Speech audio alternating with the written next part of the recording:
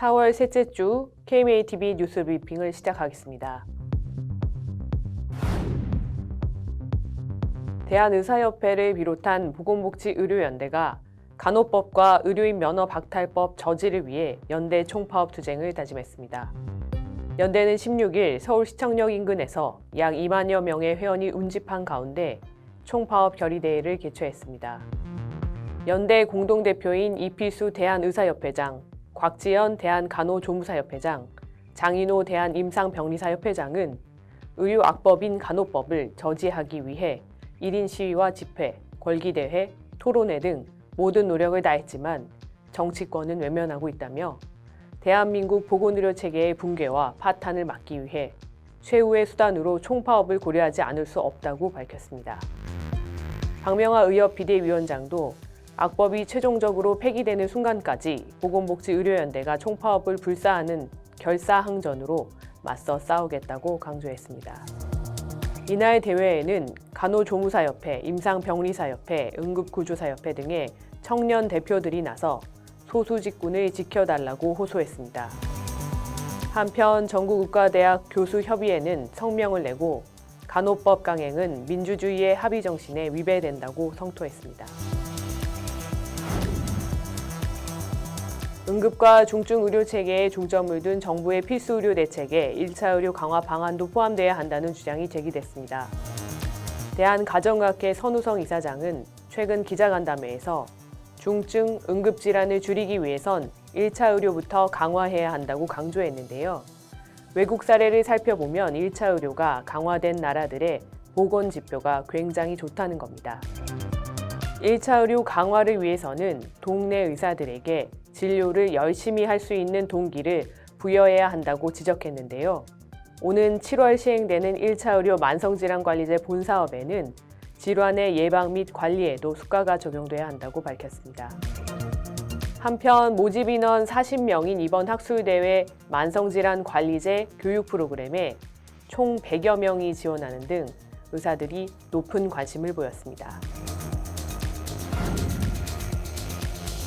구급차에 실린 환자가 응급실을 전전하다 사망하는 사건이 잇따르자 현장 의료인들이 응급의료 체계의 문제점을 쏟아냈습니다. 의료기관과 의료진이 부족하다기보다는 환자 분류 체계와 응급실 의료진의 처우 개선이 문제 해결의 핵심이라는 지적입니다. 대한뇌졸중학회 김태정 홍보이사는 최근 국회 정책간담회에서 응급실로 내원한 두통 환자가 MRI 촬영을 위해 대기하는 5, 6시간 동안 중증 응급 환자를 수용할 수 없는 현실을 지적하며 대형 병원에서 경증 환자와 중증 환자 분류가 안 되는 것이 가장 큰 문제라고 지적했습니다. 또 뇌졸중학회 차재관 질양상 위원장은 지방 의료기관들의 가장 심각한 문제는 당직 등 업무 강도는 높고 보상은 없다 보니 젊은 의사들의 유입이 안 되고 심지어 기존에 있던 의사도 이탈한다고 토로했습니다. 정부가 OECD 최고 수준인 자살률 관리 대책을 발표했습니다. 한덕수 국무총리는 최근 자살예방정책위원회에서 5차 자살예방 기본계획을 발표했는데요. 내용은 올해부터 2027년까지 자살 위험 요인을 제거하고 사후 관리를 강화해 2021년 기준 인구 10만 명당 26.0명인 자살률을 2027년까지 18.2명으로 줄인다는 것입니다. 이를 위해 20대에서 70대까지 10년마다 실시하는 정신건강검진을 2년마다 실시하고 검진질환 대상도 조현병과 조울증까지 확대하며 위험군의 경우 정신건강의학과와 연계해 조기진단, 치료를 받도록 할 방침입니다. 한편 공황장애 환자는 코로나19 대유행 시기 3만 명이나 급증해 국민 건강의 위험 요소로 떠오르고 있습니다. 정부가 소아응급의학을 세부 전문 과목으로 인정하고 수가를 지급하기로 했습니다. 적용 대상 수가는 협의 진찰료, 다학제 통합진료료, 응급진료 전문의 진찰료 등인데요. 앞으로는 소아응급의학 전문의도 이 같은 의료 행위에 대한 수가를 받을 수 있게 됩니다.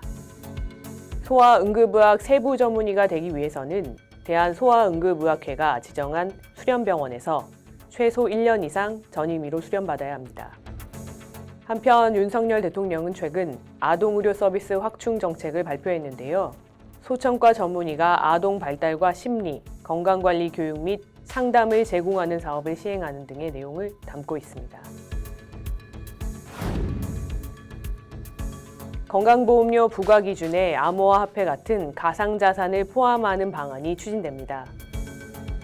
더불어민주당 김한규 의원이 대표 발의한 국민건강보험법 개정안은 국민건강보험공단이 건강보험료 징수를 위해 가상자산 사업자에게 자료 제공을 요구할 수 있도록 규정했습니다. 현재 건보공단은 지역가입자의 보험료 산정을 위해 금융회사 등에게 금융정보를 요청할 수 있는 권한이 있는데요. 요청 대상에 가상자산 사업자는 제외돼 있습니다. 김 의원은 건보공단이 가상자산에 넣어둔 재산까지 볼 수 있어야 보험료 부과의 공정성이 높아질 것이라고 밝혔습니다. 산삼 약침으로 말기암을 치료한다고 속여 1억여 원 진료비를 가로챈 한의사가 최종 징역형을 선고받았습니다. 대법원은 13일 모 한방병원 원장 A씨에게 징역 1년 6개월에 벌금 1,500만 원을 선고한 원심을 확정 판결했습니다. 공범인 B 한의사도 징역 6개월 및 집행유예 2년이 확정됐습니다. 이들은 산삼 액기스에서 추출한 성분으로 만든 약침으로 암세포의 자연 사멸을 유도한다고 광고해 환자 5명으로부터 1억 3천여만 원을 받은 혐의로 기소됐습니다. 재판부는 약침의 안전성과 유효성이 검증되지 않았고 주사기로 약물을 투입하는 행위는 한의사의 의료행위라고 볼 수 없다고 밝혔습니다. 요양병원들이 심각한 경영난 해소를 위해 현행 정액 수가를 행위별 수가로 전환해달라고 요구하고 나섰습니다. 대한요양병원협회에 따르면 작년 한 해 동안에만 요양병원 50여 곳이 휴 폐업했는데요. 남충희 회장은 최근 5년 동안 물가 상승은 평균 5% 이상, 인건비 역시 최저임금이 급상승했지만 요양병원 관련 수가는 2%를 넘지 못하고 있어 적정 진료를 하는 것 자체가 불가능한 실정이라고 밝혔습니다.